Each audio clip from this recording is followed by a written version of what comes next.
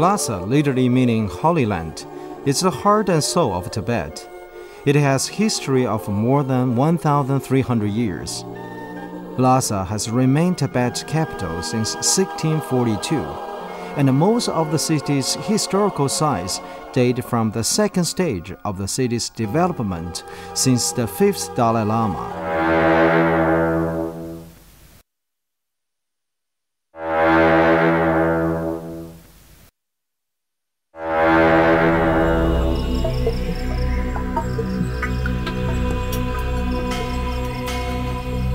Tibet Autonomous Region attracts people from all over the world.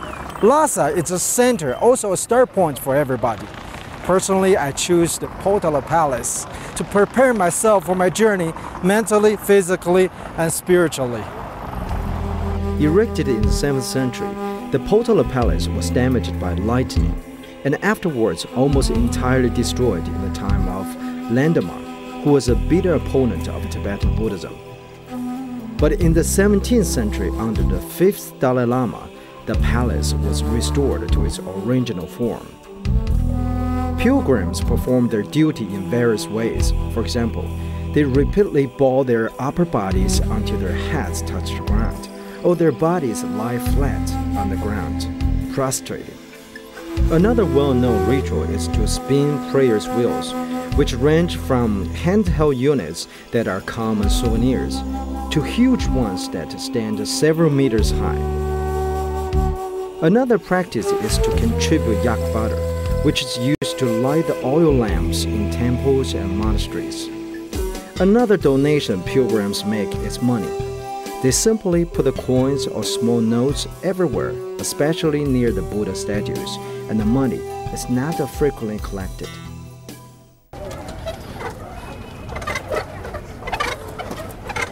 Here used to be an official path for lamas getting to the Potala Palace, now open to the tours, but visitors have to make a reservation for purchasing tickets 1 day in advance. Like this one I got. That's the way.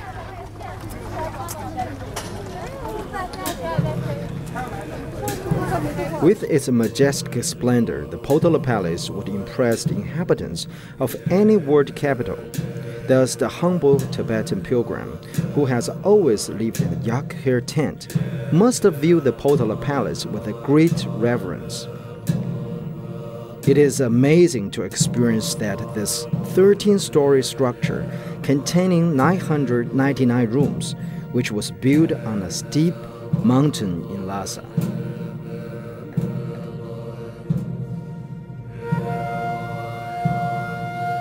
Unlike the majority of the famous architectural wonders of China, the Potala Palace is built on a vertical flat. The palace dominates the city. In fact, it dominates entire Tibet and captures one's attention immediately. Its walls are slanted like the sides of a condensed gray wall, seeming to reproduce the outline of mountain slopes.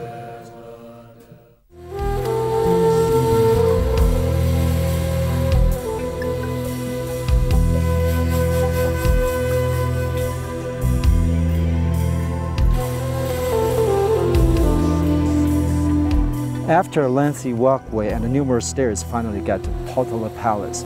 Potala Palace measured from ground is 170 meters high, 350 from north to south, and 270 meters from east to west. Now is the start to discover what's inside.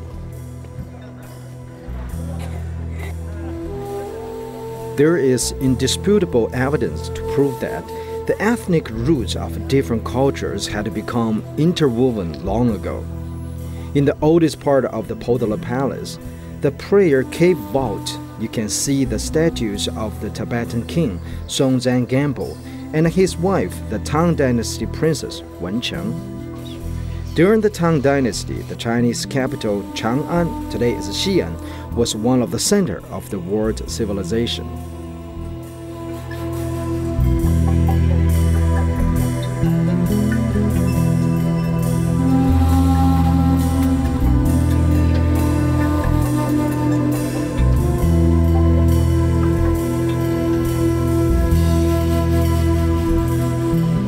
The Jokan Temple boasts a history of more than 1,300 years. Legends have it that the construction of the temple took King Songzhan Gampo and Princess Wencheng 3 years to complete. Because the original site of the temple had been a lake, the princess had to have white goats to carry soil from elsewhere to fill the lake up. At first, the Jokan temple was called Risa and later was called Jokan to mean Buddha's chapel in the Tibetan language. Risa in Tibetan means soil and goats to indicate that the temple was built with the soil carried to the site by white goats. Every day there are many pilgrims who come to Jokan Temple prostrating, and the people from all over the place. And some people even stay whole day long. They bring their food, their tea, depends how much energy you have. Some of them even tie their leg together and make sure their body, their soul, and their heart all together praying to the Buddha.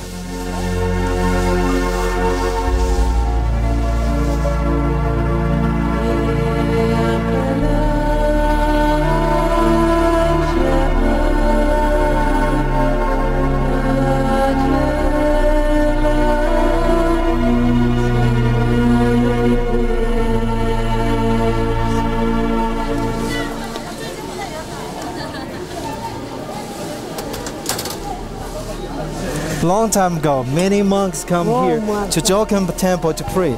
This container for yak butter contains many yak butter. All the monks also use the yak monk make salt butter tea. And over there you can see two gold. Also, Jokan Temple is called the Golden Roof Temple. The Jokan Temple, first built in the shape of a two-story boat, it is the most magnificent building remaining from the Tubal dynasty in Tibet. After being refitted and enlarged by the subsequent dynasties, it now covers an area of more than 2,500 square meters. Inside the temple, there are several chapels. The Jokan Temple is the main chapel that is in the shape of a courtyard. Behind hundreds of yak butter lamps, there is a main prayer hall which houses the statue of Avalokiteshvara with 11 faces and 1,000 arms and 1,000 eyes on hand palms. The chapel housing the statue of Songzhan Gampo, who is deemed as a religious king in Tibet, is found on the second floor of the temple. However, the third floor is a place for monks and lamas to retreat and is seldom open to visitors or pilgrims.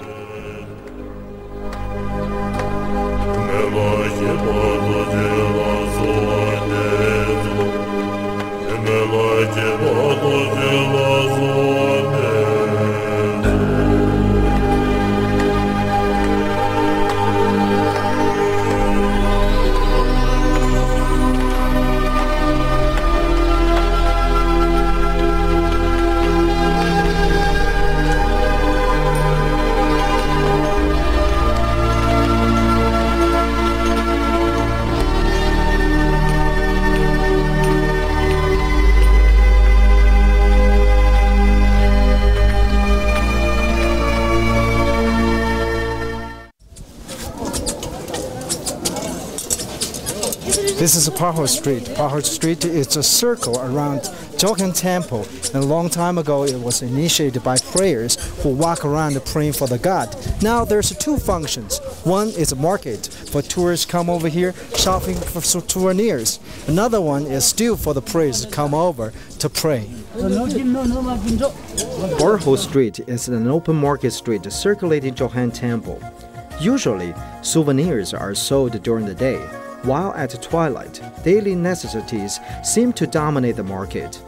And believe it or not, you can easily access the internet in at least one of the cafes and find a French cuisine or Nepalese restaurant on the Parho streets.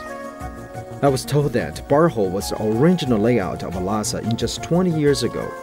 Everything we see today is a result of very recent development of the city. Most of it is for tourists.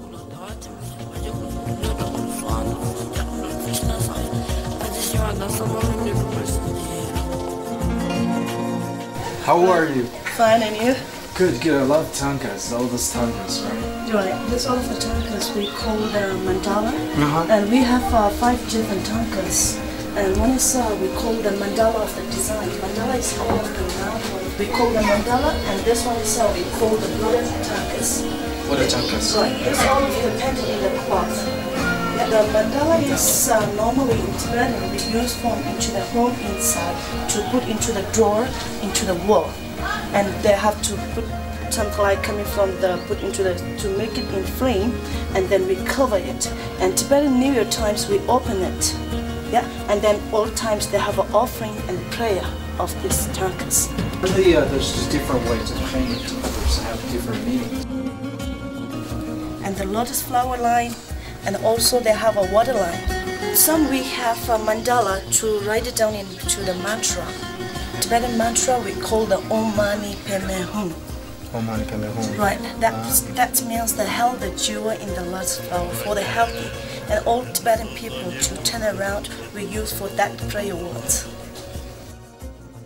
Tanka paintings are universal features of temples and monasteries in Tibet. There are over 200 in Jokhan Temple alone, covering an area of 300 square meters. The painters follow the strict rules. For instance, the Buddha must be solemn, and his body must be portrayed in certain specific proportions. Historical and folklore themes thrives in murals.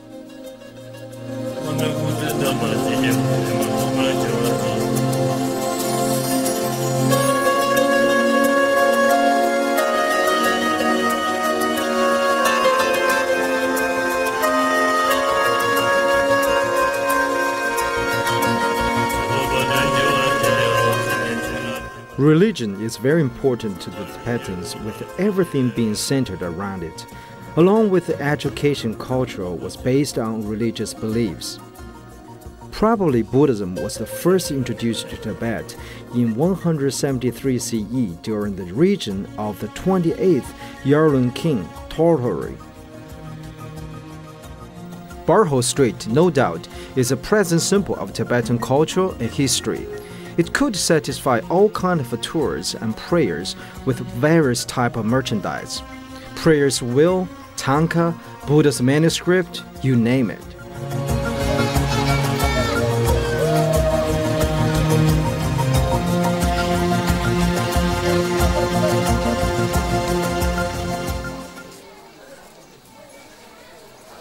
Hello sir, welcome. Hi, how are you?